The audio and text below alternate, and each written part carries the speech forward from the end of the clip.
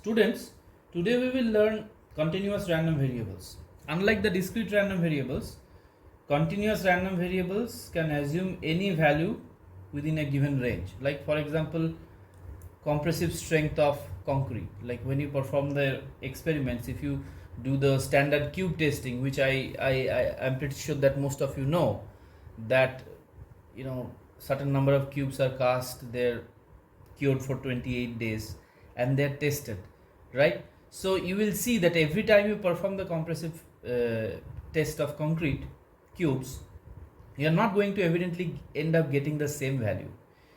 It will be in the ballpark of some value, but there will always be some changes, some fluctuations, some plus and minus deviations. So that means it's a physical quantity that can take any particular, any value. It does not have to be a discrete value like the discrete random variables, or it does not form a part of something like a counting process where you count like 1, 2, 3 and so on, right? It can assume any value. Another example would be the cohesive strength of soils, the angle of friction, right? So these properties, they can assume any positive value, and because of which they are modeled as continuous random variables. Now the essential difference between discrete and continuous random variables is that in continuous random variables, probabilities are never defined at a point, right? Since the value can lie between any given range at a point in time,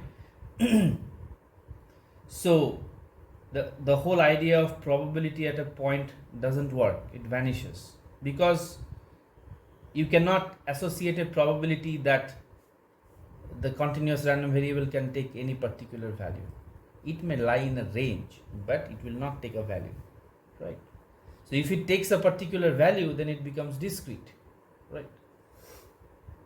So we always talk about probabilities such that, like, x lying between 40 to 44, right? The probability content of a random variable is given by its probability density function, which is plotted here. As you can see, this is the probability density function of the compressive strength of concrete.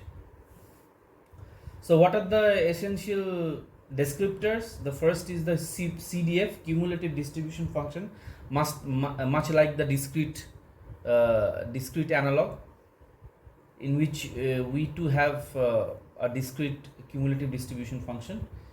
Here everything is expressed in the integral form instead of the summation. That is, p x less than equal, capital X less than equal to x is minus infinity to x f x u du, and the derivative of the CDF is also called the PDF, right?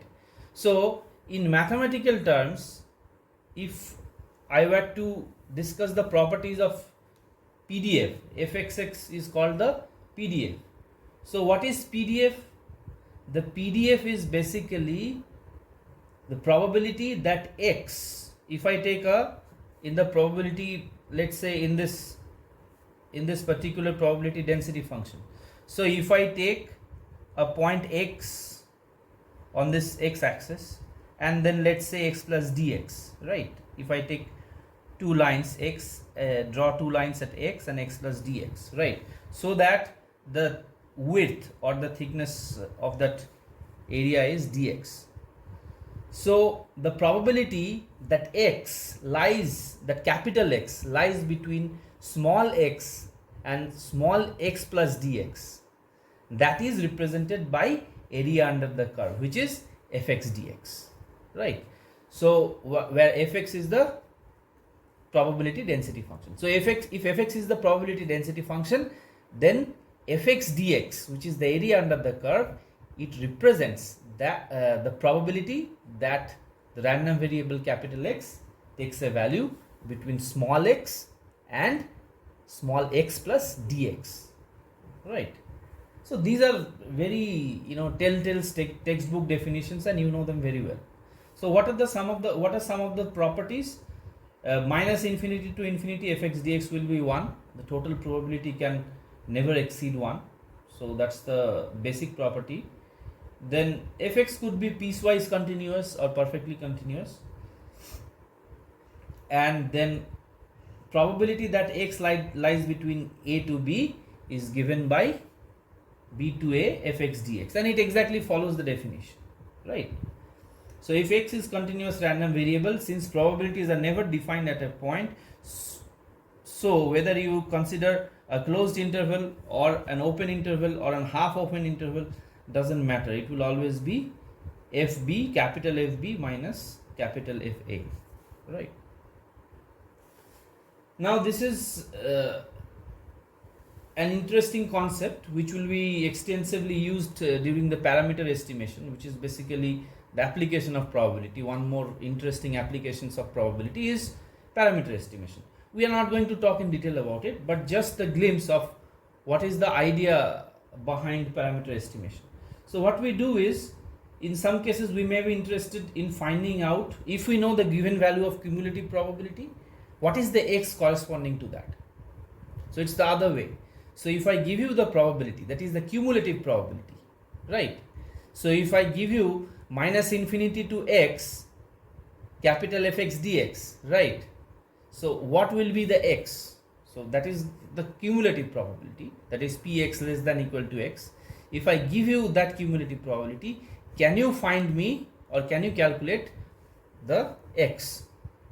So which is sometimes called as the quantile function or the quantile. We are very, most of you know very well the 90 percentile, 70 percentile, 50 percentile and all those percentile values that you often encounter in the GATE scores, in the GATE examination, right?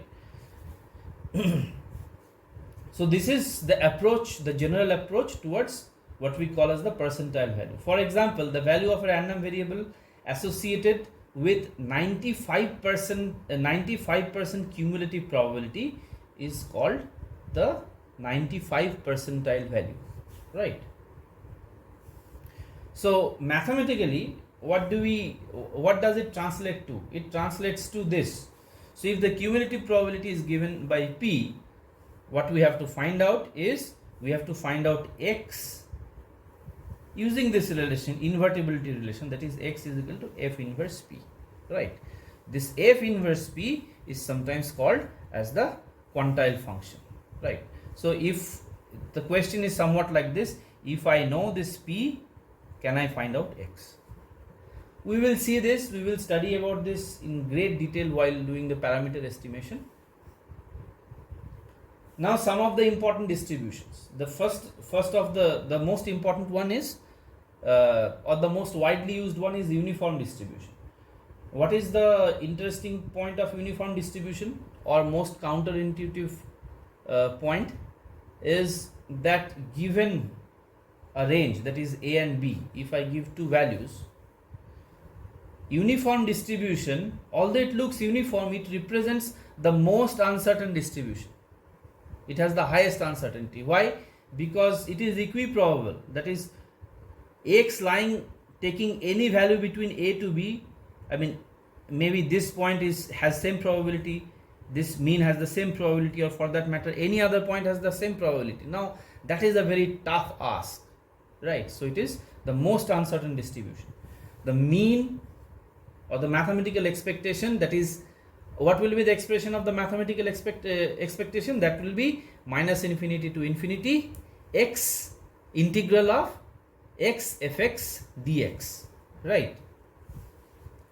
And what will be the expression of the variance? Now these things you have to figure it out yourselves. These are very simple definitions. It will be minus infinity to infinity x minus mu whole square into fx dx, whole thing put under integrals with limit minus infinity to infinity. Some of these things you are advised to go through. Well, minus infinity to infinity is the upper and the lower bound. In this case, for example, minus infinity to infinity would mean a to b, because nothing exists outside a and b, right? So the next one is the most important one, rather the most widely used and abused one. which is the normal distribution.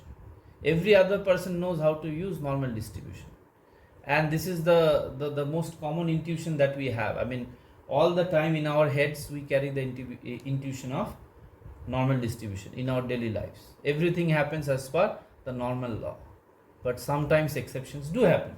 Now how do we represent normal, the probability density function of normal distribution? It is given by this formula, a to the power minus x minus mu whole square by 2 sigma square multiplied by 1 by root 2 pi sigma, right? So as you can see, the normal distribution has got two parameters, mu and sigma. Mu is the location parameter and sigma is the scale parameter. So more the sigma, more is the uncertainty.